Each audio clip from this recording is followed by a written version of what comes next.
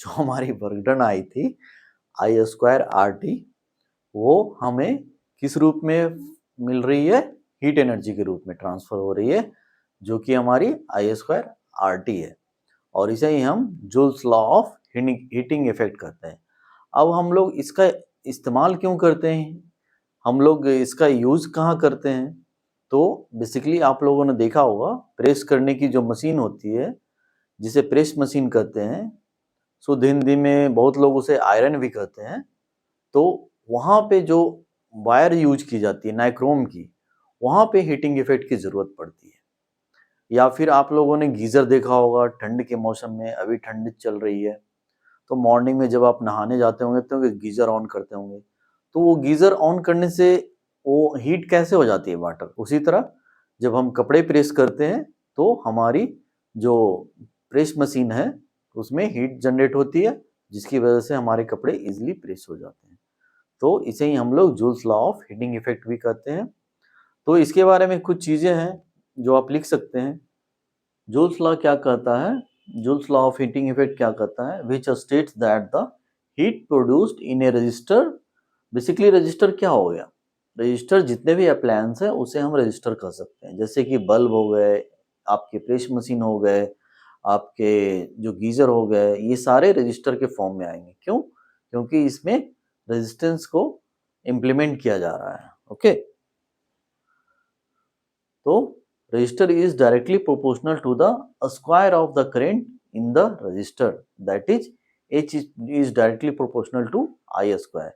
Simple सा heat का जो heat equal to I square R T है, उसी को सब एक तरह से एलोबरेट किया गया है।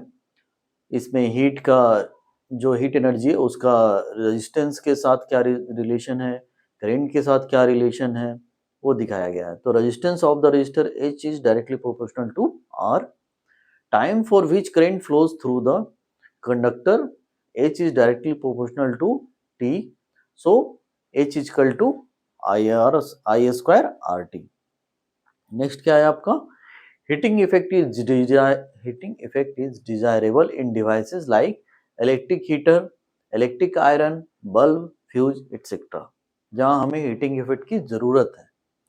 Heating effect is undesirable in devices like computer, monitor, TV, refrigerator. अब हमें टीवी, मॉनिटर, लैपटॉप में जितना हो सके हीटिंग इफेक्ट ना के बराबर चाहिए, तभी तो हम इसका ज़्यादा लॉन्ग टाइम तक यूज कर सकते हैं। और हमें हीटिंग इफेक्ट कहाँ चाहिए? लाइक इलेक्ट्रिक हीटर में चाहिए, गीजर में चाहिए, इलेक्ट्रिक आयरन में चाहिए, ठीक है, बल्ब में चाहिए, फ्यूज में चाहिए, तभी तो वो ग्लो करेगी, तभी तो वो वर्क करेगी, ठीक है। इसी तरह electric bulb, most of the power consumed by the filament appears heat and A small part of its radiated in the form of light. जो हमारे डियर स्टूडेंट्स, जब हम हीटिंग इफेक्ट के बारे में बात कर रहे हैं तो हम उसका जो यूज है वो कहाँ कहाँ कैसे करते हैं उसके बारे में भी बात करेंगे। तो कैसे हम लोग उसको फिलामेंट में यूज करते हैं इलेक्ट्रिक बल्ब के, तो वो देखते हैं।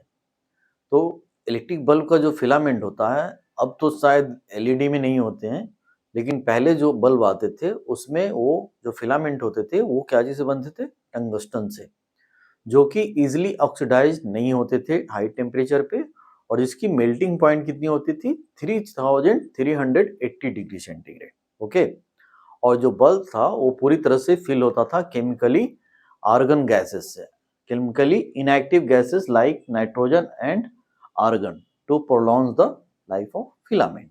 ओके, नेक्स्ट हम देखते हैं हीटिंग इफेक्ट का यूज कहाँ करते हैं? इलेक्ट्रिक फ्यूज में। Okay, it is a safety device that protect। Electric fuse का यूज हम लोग करते हैं। नेक्स्ट हीटिंग इफेक्ट का नेक्स्ट यूज हम लोग इलेक्ट्रिक फ्यूज में करते हैं। वो कैसे करते हैं कि फ्यूज जो होती है वो हमारी सेफ्टी डिवाइस होती है। ओके, वो प्रोटेक्ट करती है हमें इलेक्ट्रिकल अप्लायंसेस को हीट होने से या ओवरलोडिंग होने से या डैमेज होने से। ओके, क्यों? क्योंकि fuse is made of pure tin या फिर एलॉय। एलॉय क्या होती है? जो मिक्स होती है, मतलब दो तरह के एलिमेंट से मिल के बनी हुई है, वो क्या है? कॉपर और टीन, उसकी एलॉय होती है। Okay, alloy of copper and tin. फिर क्या है, fuse is always connected in series, okay, with live wire. Fuse has low melting point, इसकी मेल्टिंग पॉइंट क्या होती है, बहुत ही कम होती है। Then current capacity of fuse is slightly higher than that of the appliances, okay. So my dear students, हम लोग अब आ चुके हैं हमारी लास्ट टॉपिक इलेक्ट्रिक पावर पे। तो इलेक्ट्रिक पावर क्या होती है, it is the rate at which electrical energy is produced या consume in an electric circuit, that is electric power. तो हमारी इलेक्ट्रिकल एनर्जी क्या थी, वो हमारी वर्क डन थी। तो पावर की फॉर्मूला क्या होगी, power is equal to work done flow at the rate, या इलेक्ट्रिक एनर्जी प्रोड्यूस और consume in an electric circuit with rate. तो वो हो गई power is equal to W/T simply. तो वर्क डन की हमारी फॉर्मूला क्या आई थी I²RT और डिवाइडेड बाय T। तो अगर हम उसे T से कैंसिल करते हैं तो हमारे पास क्या बचेगी, I²R ओनली। तो अगर हम वोल्टेज के रिस्पेक्ट में यही चीज लिखेंगे तो power is equal to V²/R रहेगी, T कैंसिल हो जाएगी, ठीक है। पावर की यूनिट क्या होती है, we already know about, it's a watt. Then 1 watt is equal to 1 ampere of current flows at a potential difference of 1 volt. Then commercial unit of electrical energy is kilowatt hour, commonly known as a unit. ये 1 unit is equal to, इसका मतलब हम थोड़ा बताते हैं आपको क्या है 1 किलोवाट आवर मतलब 1 यूनिट, मतलब इसका चीज समझना जरूरी है। क्योंकि आप लोग के घर में आप लोग टीवी चलाते हो, फ्रिज चलाते हो, एसी चलाते हो, आप लोग अभी बच्चे हो, आप लोग को ये नहीं पता कि आपके घर में जो इलेक्ट्रिसिटी बिल आती है वो आप लोग की वजह से बहुत ज्यादा आती है। Sorry to say that but it's true. Reason मैं बताता हूँ, जब भी आप बाथरूम में जाते हो ठंड के मौसम में, अगर आपने गीजर ऑन किया है तो आप अक्सर नहाने के बाद गीजर ऑफ नहीं करते होगे जब तक कि आपके मम्मी पापा आपको बोले नहीं। आपके गीजर की जो पावर है वो अराउंड 2000 वाट की है, ओके।